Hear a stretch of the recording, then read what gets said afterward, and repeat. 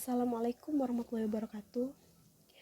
Alhamdulillahirabbil alamin. Wassalatu wassalamu ala asrofil anbiya'i wal mursalin wa ala alihi washabbihi ajmain. Teman-teman semuanya, di sini Ratno bakal nyelesain tugas yang udah dikasih Ustazah Ana di matkul manajemen pendidikan.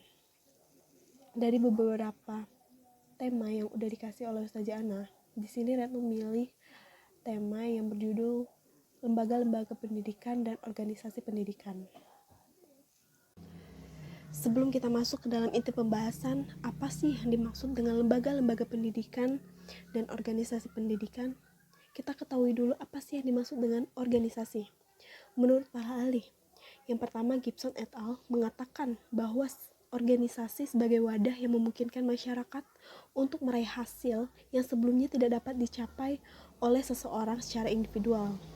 Kemudian ada juga ahli yang mengatakan Robbins dalam hal ini mengatakan bahwa organisasi merupakan kesatuan sosial yang dikoordinasikan secara sadar, bekerja secara relatif terus-menerus untuk mencapai suatu tujuan bersama. Kemudian ada ahli juga yang mengatakan bahwa organisasi adalah perpaduan secara sistematis daripada bagian-bagian yang saling berkaitan untuk membentuk suatu kesatuan yang bulat mengenai kewenangan, koorganisasi, dan pengawasan dalam usaha mencapai tujuan yang telah ditentukan. Jadi kesimpulannya, di sini apa sih yang dimaksud dengan organisasi tersebut? Organisasi merupakan sebuah wadah perkumpulan orang yang terstruktur secara sistematis dan berfungsi untuk mencapai tujuan yang diinginkan mereka. Baiklah, kita masuk ke dalam inti pembahasan. Apa sih yang dimaksud dengan lembaga pendidikan tersebut? Lembaga pendidikan adalah suatu lembaga yang bertujuan untuk mengembangkan potensi manusiawi yang dimiliki peserta didik agar mampu menjalankan tugas-tugas kehidupan sebagai manusia, baik secara individual maupun sebagai anggota masyarakat. Kegiatan untuk mengembangkan potensi yang harus dilakukan secara berencana, terarah, dan sistematik untuk mencapai suatu tujuan. Jadi keberhasilan suatu lembaga pendidikan tersebut dapat ditentukan berdasarkan suatu kriteria tertentu.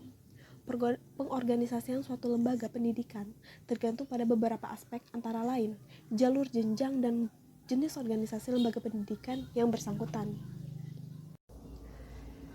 Kemudian kita masuk ke dalam tujuan dan manfaat organisasi.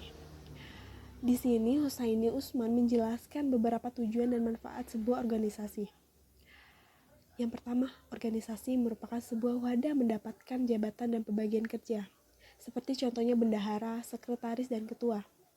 Kemudian yang kedua, organisasi merupakan sebuah wadah mengelola lingkungan secara bersama-sama. Kemudian organisasi merupakan sebuah wadah memanfaatkan sumber daya dan teknologi. Organisasi merupakan sebuah wadah menggunakan kekuasaan, pengawasan, dan penghargaan. Sebuah wadah memenuhi kebutuhan manusia yang semakin banyak dan kompleks. Sebuah wadah mendapatkan pergaulan dan memanfaatkan waktu luang. Kemudian di sini kita masuk ke dalam jenis-jenis organisasi. Jenis-jenis organisasi itu terbagi menjadi dua. Yang pertama, organisasi formal dan informal. Organisasi formal itu merupakan organisasi yang dicirikan oleh struktur organisasi. Keberadaan struktur organisasi menjadi pembeda utama antara organisasi formal dan organisasi informal.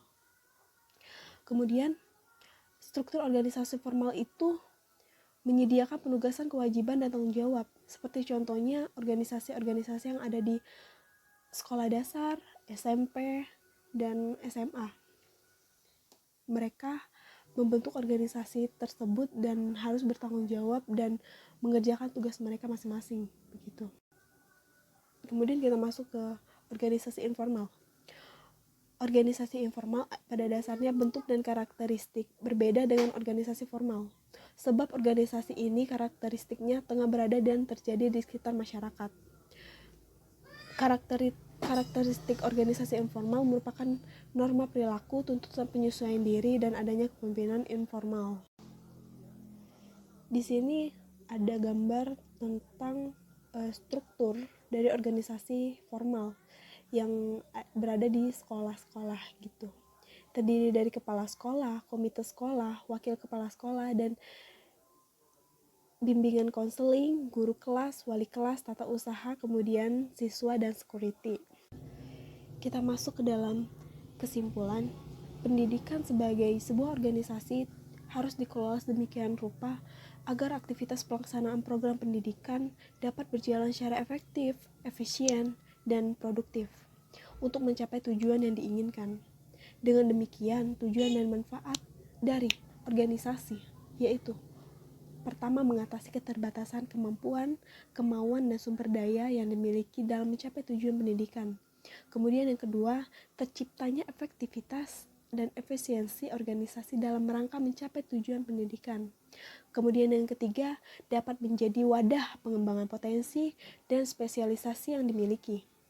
Yang keempat, menjadi tempat pengembangan ilmu pengetahuan. Kemudian di sini ada 2 jenis organisasi yang sudah saya jelaskan tadi, yaitu organisasi formal dan organisasi informal.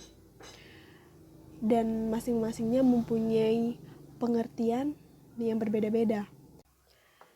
Baiklah, batas ini penjelasan dari saya. Apabila terdapat kekurangan, saya mohon maaf. Wabillahi taufik walhidayah. Wassalamualaikum warahmatullahi wabarakatuh.